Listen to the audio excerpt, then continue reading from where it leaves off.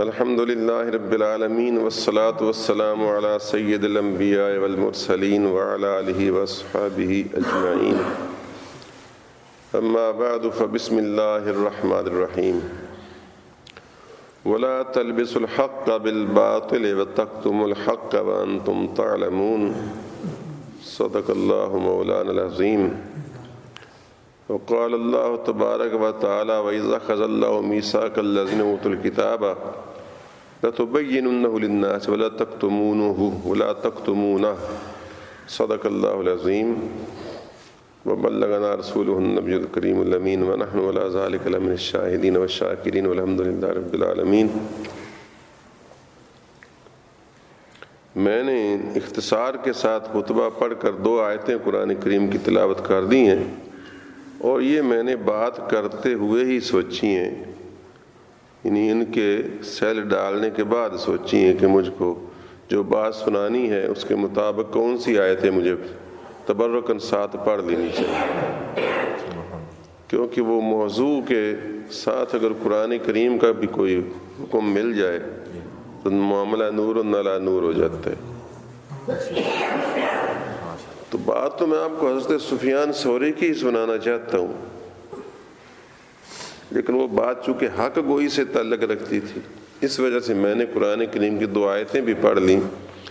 تاکہ آپ کو پتہ چل جائے کہ سفیان ثوری رحمۃ اللہ تعالیٰ علیہ نے جو کام کیا اس کا اللہ کریم نے حکم دیا ہے، اور اگر ہم میں سے بھی کوئی ایسا کام کرے توفیق ہو تو کرنا چاہیے، اور جس کے ساتھ ہو اس کو برداشت کرنا چاہیے، بشرطے کہ وہ آداب کے خلاف نہ ہو۔ کچھ آداب انسانیت کے بھی ہوتے ہیں نا، ان سے ہٹ کر نہ ہو۔ تو اللہ کریم نے فرمایا کہ اس سے پہلے بھی بنی اسرائیل کو مخاطب کیا گیا، اور بنی اسرائیل وہ قوم تھی جو ہماری امت سے پہلے دنیا میں جس کا دورہ چلا آ رہا تھا۔ بنی اسرائیل ہی یہودی ہیں اور بنی اسرائیل ہی عیسائی ہیں، سب یعقوب علیہ السلام کی اولاد ہیں،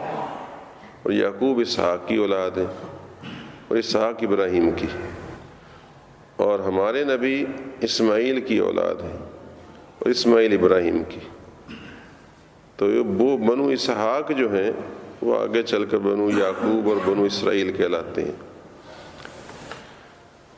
تو بنی اسرائیل کا دورہ پہلے چل رہا تھا، سارے انبیاء بنی اسرائیل میں ہی آئے۔ اسماعیل علیہ السلام کے بعد، اسحاق علیہ السلام کے بعد جتنے نبی آئے وہ بنی اسرائیل میں آئے۔ وہ بڑی قسمت والی قوم ہے کہ بادشاہتیں بھی ان میں ہوتی رہیں اور انبیاء بھی ان میں آتے رہے۔ تو بڑا اس کو برکت سے معمور قوم ہونا چاہیے تھا، لیکن مگر یہ بڑی بدبخت قوم تھی، اور اپنے نبیوں کو شہید کرتی تھی اور ان کی سخت نافرمانیاں کرتی رہی۔ تو بنی اسرائیل کے علماء کو خطاب کر کے کہا گیا کہ وَلَا تَلْبِسُوا الْحَقَّ بِالْبَاطِلِ، کہ تم جب لوگوں سے بات کرو تو حق اور باطل کو خلط ملط نہ کر دیا کرو، کہ حق کو باطل بنا دیا، باطل کو حق بنا دیا، دنیا کی اغراض کے لیے، دنیا کے مفادات کے لیے، بلکہ صحیح سے اللہ کا پیغام پہنچانا چاہیے۔ اسی طرح دوسری آیت میں فرمایا کہ اللہ نے بنی اسرائیل کے علماء سے ان کے نبیوں کی معرفت یہ وعدہ لیا تھا،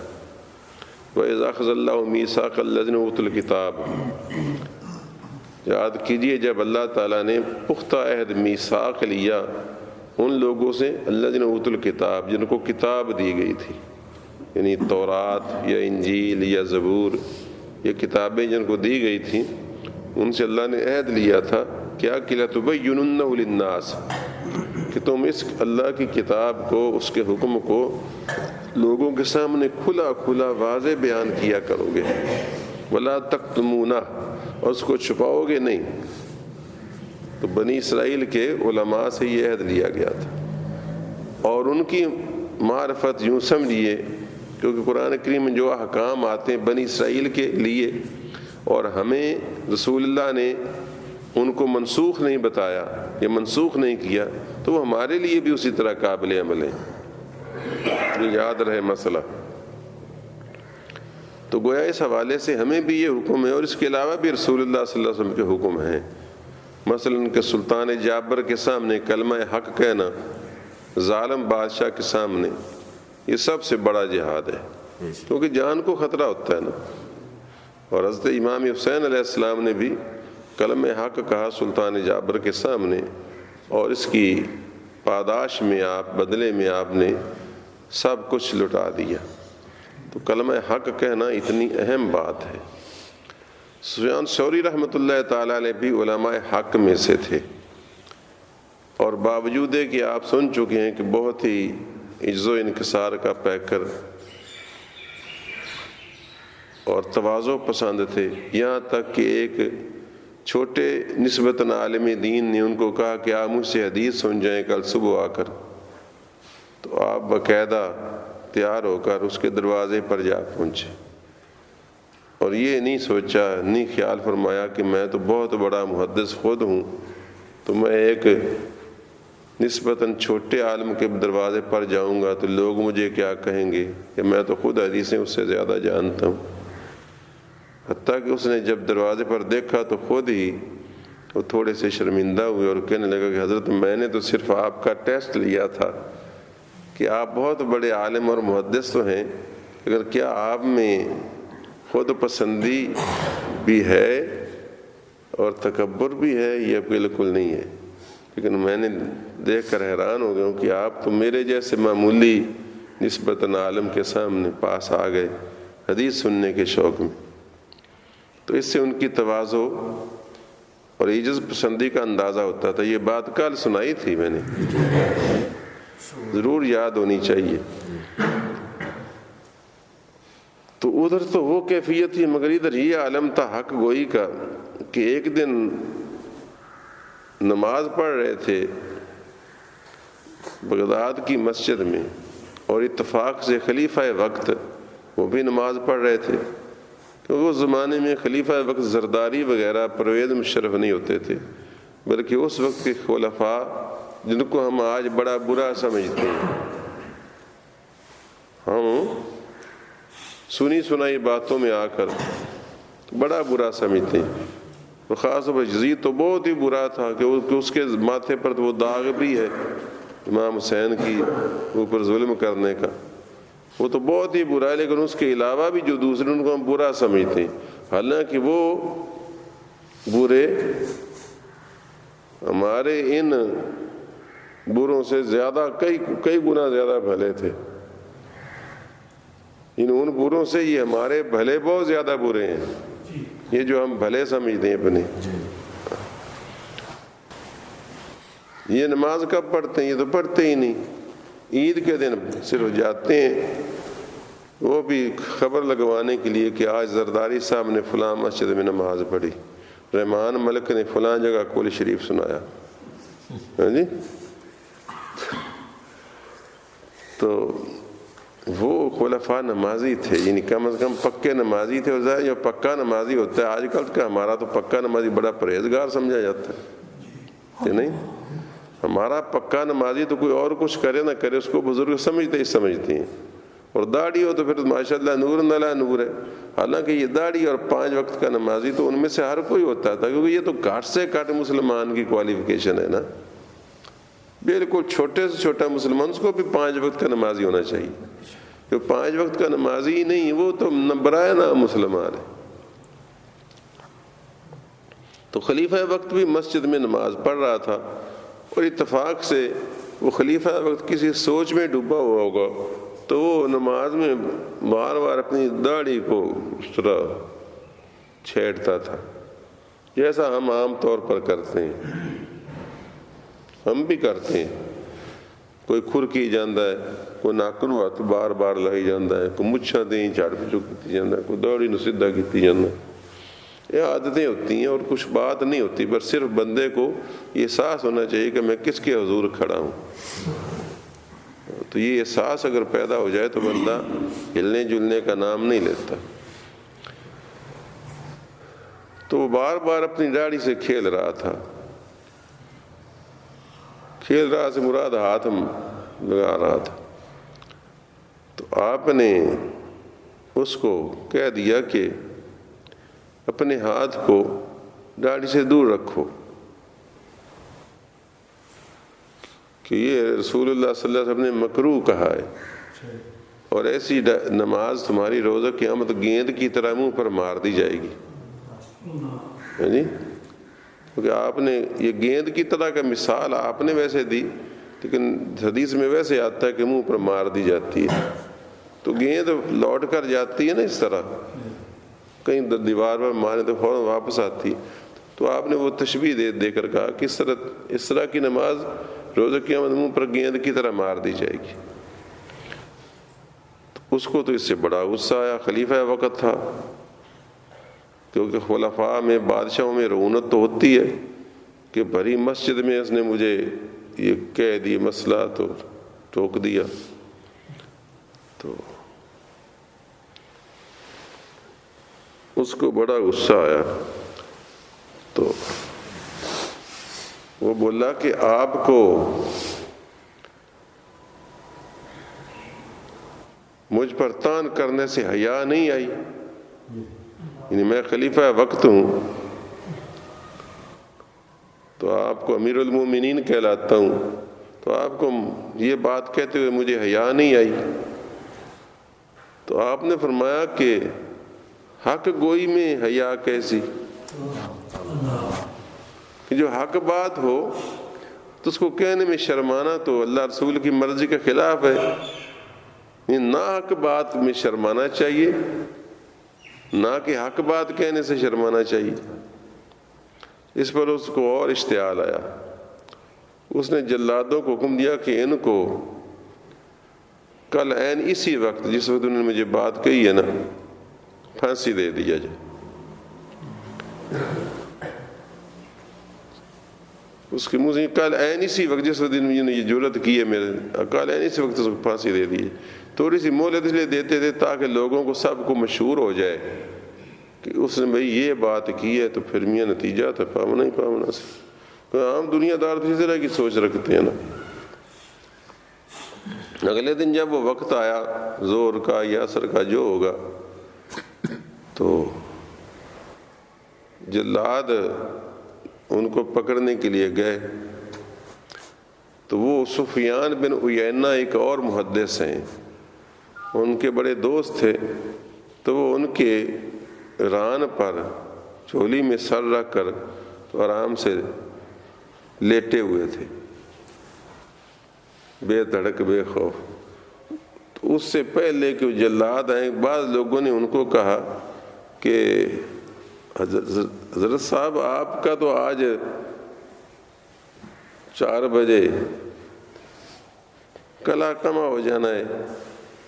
آپ کو تو پھانسی دیا جانا ہے اور آپ بڑے آرام سے سوئے ہوئے لیٹے ہوئے. فرمایا کہ حق کی پاداش میں اگر کوئی موت آئے تو میں ایسی موت سے تو بالکل نہیں ڈرتا. یعنی اتنا پرسکون تھے کہ اگر حق کی راہ میں موت آئے تو اس سے تو زیادہ کوئی اعزاز نہیں، اس سے میں نہیں ڈرتا، اس لیے میں آرام سے لیٹا ہوا ہوں. تو ویسے جس کے لیے یہ حق بات کہی ہے وہ بچانے پر قادر ہے. چنانچہ ابھی آپ یہ کہہ ہی رہے تھے کہ ادھر سے جلاد آئے اور پیچھے سے خبر آئی کہ بادشاہ پھڑک گیا. بادشاہ کو ہارٹ اٹیک ہو گیا ہوگا، جو بھی ہوگا. اس زمانے میں ہارٹ اٹیک نہیں کہتے ہوں گے، اس کو مرگ فجاعت کہتے تھے. جی مرگ فجاعت یعنی ہارٹ اٹیک ہو گیا اچانک، بادشاہ پھڑک گیا، پتہ نہیں کیا ہو گیا. تو وہ جو بندے کھڑے تھے اور جلاد حیران سا ہو کر پیچھے دیکھنے لگے، کوئی آگے دیکھنے لگے. تو جو آپ کے عقیدت مند کھڑے تھے تو وہ کہہ لے کہ واللہ اس سے زیادہ زود اثر دعا ہم نے نہیں دیکھی، اس سے زیادہ جلدی اثر دکھانے والی دعا تو ہم نے آج تک نہ دیکھی نہ سنی. اس میں گویا آپ کی بزرگی کی طرف اشارہ تھا.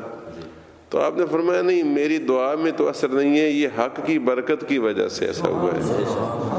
دیکھو عاجزی کی کیفیت. آپ نے فرمایا نہیں، میری دعا اتنی کوئی اثر والی نہیں ہے، یہ حق کی برکت کی وجہ سے ہوا ہے. چنانچہ جب وہ پھانسی دینے والا ہی پھانسی چڑھ گیا تو اب ان کو کون کچھ کہتا؟ جو نیا خلیفہ بنا یہ بات ساری اس کے علم میں آئی تو وہ تو حضرت کا بڑا ہی معتقد ہو گیا اور ساری عمر ہی بڑا معتقد رہا، حتیٰ کہ جب آپ اتفاق سے ایک بار کافی علیل ہوئے، طبیعت ناساز ہوئی، کیونکہ بیماریاں، بخار، تکلیفیں اللہ والوں کو بھی آتی ہیں، اس لیے یہ نہ سمجھنا چاہیے کہ بعض لوگ اس پر معیار بنا لیتے ہیں، لو جی فلانا بزرگ ہو تو پھر اس کو فلاں کیوں ہوا۔ یہ ہمارے جیسے سطحی لوگ اس طرح کی باتیں کرتے ہیں، یہ سیکھی انہوں نے وہابیوں سے کہ اگر حضور کو ہر بات کا علم ہوتا تو جی حضور صلی اللہ علیہ وسلم کو جی فلانی جگہ وہ نماز میں کیوں بھول جاتے جی، یا حضور صلی اللہ علیہ وسلم کا فلانا صحابی کیوں شہید ہوتا ہے جی، جو آپ کو ہر بات کا علم ہوتا تو آپ وہ میں دانت کیوں تڑواتے جی۔ تو یہ بیکار سی باتیں ہیں اور یہ سطحیت لوگوں کی کہ اللہ تبارک و تعالی مالک و مختار ہے، اگر وہ ہر چیز ان کے علم پر موقوف کر دے تو پھر ان کو درجات کیسے ملیں؟ اس وجہ سے بہت ساری باتیں اللہ تعالیٰ اپنی تقدیر کے نافذ کرنے کے لیے اس طرف ان کو نہیں توجہ ہونے دیتا، اس وقت نہیں دعا ان کی کرنے نہیں دیتا یا قبول بھی نہیں کرتا ہوگا، شاید وہ مالک ہے نہ بھی قبول کرے تو وہ مالک ہے۔ تو اس وجہ سے اللہ تبارک و تعالیٰ کے تو وہ بندے ہیں نا، ہمارے آقا ہیں۔ اس لیے میں نے ایک شعر میں رسول اللہ کے بارے میں نعت میں یہ شعر کہا تھا کہ رب کے بندے ہیں سب کے آقا ہیں، رب کے بندے ہیں سب کے آقا ہیں، ان کے بارے میں اور کیا کہیے، مصطفیٰ کہیے، مجتبیٰ کہیے، کہیے کہیے خدا نما کہیے۔ تو وہ میں نے ایک نعت لکھی تھی، اب میں نے کچھ ہلکی پھلکی آسان نعتیں بھی لکھنی شروع کی ہیں اور ایک کتاب چھپوانا چاہتا ہوں کہ یہ لوگ جو ہیں جن کا اپنا مبلغ علم نہ ہو، اگر میں مشکل نعتیں لکھوں گا اور مشہور نہ ہوا تو میری تو کوئی نعت ہی نہیں پڑے گا، اس لیے کچھ نعتیں آسان لکھتا ہوں اور ان پیشہ ور نعت خوانوں سے ریکویسٹ کروں گا کہ میری نعتیں بھی گایا کرو، ورنہ بصیر پور والوں کو تو پتہ ہی نہیں لگے گا کہ حافظ صاحب شعر بھی کہہ لیتے ہیں۔ خیر تو وہ جناب ان کا بڑا عقیدت مند ہو گیا جو نیا خلیفہ تھا، تو آپ بیمار ہوئے تو پیچش وغیرہ کی تکلیف تھی آپ کو زیادہ، تو ایک بڑا ماہر طبیب، اور یہ آپ کو اکثر تکلیف ہو جاتی تھی، کیوں؟ اس لیے کہ آپ کئی دن کا خشک جو کا آٹا اور روٹی استعمال کرتے تھے، جس طرح کے فقراء کرتے ہیں درویش۔ تو اس نے ایک بڑا حاذق طبیب بھیجا کہ ان کو تکلیف بھی تھی اور پیشاب کے راستے بھی ان کو بڑے گہرے رنگ کے پیشاب آ رہے تھے اور جس سے پتہ چلتا تھا پتہ نہیں خون آ رہا ہے یا کیا آ رہا ہے، کس قسم کی تکلیف تھی۔ وہ طبیب آیا تو اس نے چیک اپ کیا، اتفاق سے وہ طبیب جو تھا وہ مجوسی تھا، چونکہ بغداد عراق میں تھا، عراق ایران کا حصہ رہا تھا، یہاں مجوسی آتش پرست لوگ پرانے تھے، سارے تو مسلمان نہیں ہو گئے تھے، یا اسلامی حکومت قائم ہو گئی تھی لیکن اسلام زبردستی مسلمان نہیں کرتا، نہیں سمجھے؟ یاد رکھو، اسلام زبردستی مسلمان نہیں کرتا، لیکن جو مسلمان ہو چکا ہو اس کو زبردستی نماز پڑھاتا ہے، اس کو زبردستی داڑھی رکھواتا ہے، اس کو زبردستی بے پردگی فحاشی سے روکتا ہے۔ ہاں جو مسلمان نہیں ہے اس کو اسلام زبردستی اسلام کی طرف نہیں لاتا۔ یہ بھی فرق ہے، یہ بھی مسئلہ بتانے کا ہے، کیونکہ آج کل تمہارے ٹی وی پر ادھر ادھر یہ بکواس بہت عام ہے، چلو جی مذہب ذاتی مسئلہ ہے، سیکولر سٹیٹ ہونی چاہیے۔ سیکولر سٹیٹ کہتے ہیں جس طرح انڈیا کی ہے کہ ہمیں کسی سے کوئی نہیں، کوئی چاہے مندر جائے، کوئی چاہے مسجد جائے، کوئی پڑھے کوئی نہ پڑھے، کوئی داڑھی رکھے کوئی نہ رکھے، کوئی برقع اتارے نہ اتارے، کوئی ننگی ٹوری پھرے دین، کوئی پردہ کراوین، اس کو کہتے ہیں سیکولر اسٹیٹ، جس میں مذہب کوئی سرکاری حیثیت نہیں رکھتا۔ یاد رکھنا چاہیے ہماری اسٹیٹ سیکولر اسٹیٹ نہیں ہے، ہماری اسٹیٹ لا الہ الا اللہ محمد رسول اللہ کے نام پر لی گئی ہے۔ اگر ہمارے ساتھ دھوکہ کیا ہے کسی نے، میں تو نہیں کہتا، لیکن اگر وہ سمجھتے کہ نہیں جی قائد اعظم نے، محمد علی جناح نے، لیاقت علی نے، یہ تو ایک سیاسی نعرہ تھا، تو یہ تو سٹنٹ بازی تھی، اور وہ تو چاہتے تھے صرف ایک ملک علیحدہ کرنا، اور ان کا مقصد کوئی اسلام وغیرہ نہیں تھا، تو یہ تہمت یہ لگاتے رہے۔ میں تو یہ تہمت نہیں لگاتا کہ وہ ہمارے ان زرداریوں کی طرح 2 نمبر بندے تھے، اور انہوں نے جھوٹ بولا اور عوام کو ورگلایا، اور کلمے کا نام دے کر ان کو گھر سے بے گھر کیا، اور ان کی جائیدادیں چھینی، ان کے بچے مارے گئے، ان کی بیویاں وہاں پھنس گئی کافروں کے نرغے میں، ان کی بیٹیاں کئی ظالموں کے پنجے میں رہ گئیں، ان کے نوجوان مارے گئے۔ یہ جو مہاجرین تھے 1947 کے، میں تو یہ نہیں کہتا کہ یہ سارے کے سارے ان کی سٹنٹ بازی کی نظر ہوئے، میں تو کہتا ہوں کہ انہوں نے کلمے کے نام پر ملک لیا تھا، اور وہ کلمے کے نام پر بیچارے آئے تھے، اور کلمے کے نام پر انہوں نے قربانیاں دی تھی، اور کلمے کے نام پر قربانیاں دیں تو ہی وہ قربانیاں روز قیامت فائدہ دیں گی، ورنہ تو وہ قربانیاں بھی گئیں گڑھے میں، اور یہ ساری ہماری محنت بھی گئی گڑھے میں۔ لیکن یہ ہمارے جو ہے لیڈر اور میڈیا پر جو چھائے ہوئے ہیں مشکرے، یہ راگ الاپ رہے ہیں کہ ہماری سیکولر اسٹیٹ تھی، خاص طور پر وہ مبشر لقمان جیسے اور ایسے کئی جو ہے نا ان کے اندر، وہ تو کھلم کھلا بات کرتے ہیں اس طرح کی۔ اور مسلم لیگ، اس لیے میں مسلم لیگ کو قدرے پسند کرتا ہوں کہ مسلم لیگ شرموں کے شرمی صحیح، عملاً تو یہ ویسے ہی ہیں، لیکن شرموں کے شرمی اپنے اس نظریے کے حوالے سے اتنا کہہ ضرور دیتی ہے کہ نہیں یہ اسلام کا قلعہ ہے، ہم اسلام کے خلاف کوئی قانون نہیں بننے دیں گے وغیرہ وغیرہ۔ تو اس وجہ سے قدرے میں مسلم لیگ کے بارے میں نرم گوشہ رکھتا ہوں، اور کچھ تھوڑا سا نظریاتی طور پر یہ دوسروں سے تھوڑا سا نیک بھی ہیں، کدے نہ کدے مسیتے جا وردن، وہ تو کدے بھی نہیں جانتے۔ میں آپ کو آل راؤنڈر تربیت دے رہا ہوں، سیاست میں بھی مذہب میں بھی، اس لیے یہ بات ضمناً آ جاتی ہے۔ جی تو نیا وہ خلیفہ آیا تو وہ عقیدت مند تھا، آپ بیمار ہوئے تو اس نے ایک آتش پرست طبیب جو تھا، مجوسی ڈاکٹر ہی تھا نا، جس طرح تم نہیں امریکی ڈاکٹروں سے علاج کرا لیتے ہو، تو وہ آیا اور اس نے دیکھا، چیک اپ کیا، جو اس کے انداز زمانے کے تھے، اس نے آپ کا قارورہ بھی دیکھا، پیشاب دیکھا، اس کے اندر اس نے ٹیسٹ کیا ذرات، وہ تو جگر کے ذرات جو تھے نا، جگر کے ٹکڑے یوں کہہ لیجیے، وہ اس پیشاب میں آ رہے تھے۔ تو اس نے اپنی تحقیق کی بنیاد پر کہا کہ اس شخص کو کوئی ظاہری بیماری نہیں ہے، بلکہ یا تو اس کو کسی کا خوف ہے اور یا کسی کی محبت ہے، اس وجہ سے اس کا جگر جو ہے نا ٹکڑے ٹکڑے ہو کر اس کے پیشاب کے راستے آ رہا ہے۔ تو ظاہر خوف ہے تو پھر اللہ کا خوف ہے، قبر کا خوف ہے، قیامت کے روپ پیشی کا خوف ہے، اور محبت ہے تو پھر رسول کی ہے یا اللہ کی محبت ہے، تو اس کو اور ظاہری مرض کو نہیں ہے۔ تو جب اس نے یہ ساری ریسرچ کی، تحقیق کی اور تشخیص کی، تو کہنے لگا سبحان اللہ، جس مذہب کے پیروکار اللہ سے اتنا عشق رکھتے ہیں اور اس کی ناراضگی سے اتنا ڈرتے ہوں، وہ مذہب بڑا سچا مذہب ہے، تو ہم تو غلطی راہ پر لگے ہوئے ہیں۔ چنانچہ وہ آپ کا قارورہ دیکھ کر مسلمان ہو گیا۔ جب وہ قارورہ دیکھ کر مسلمان ہوا تو خلیفہ کو خبر پہنچی کہ وہ تو جی آپ کا طبیب جو تھا وہ مسلمان ہو گیا، وہ آتش پرست تھا۔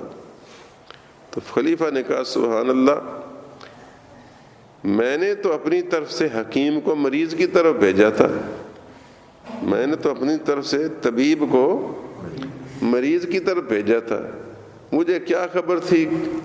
کہ مریض طبیب کی طرف چلا گیا۔ یعنی وہ کفر کا جو مریض تھا وہ ایمان کے طبیب کی طرف چلا گیا۔ میں نے تو اپنی طرف سے جسمانی طبیب کو جسمانی مریض کی طرف بھیجا تھا، لیکن وہ ایمانی مریض ایمانی طبیب کی طرف چلا گیا، تو اس کی تو قسمت بن گئی۔ تو اس طرح کے کلمات حق ان سے منقول ہیں۔ اگر یہ بات شروع ہوگا تو ظاہر دیر ہو جائے گی۔ اللہم صلی اللہ علیہ وبارک علی سیدنا و مولانا محمد النبی الامی وعلی آلہ وصحبہ وسلم۔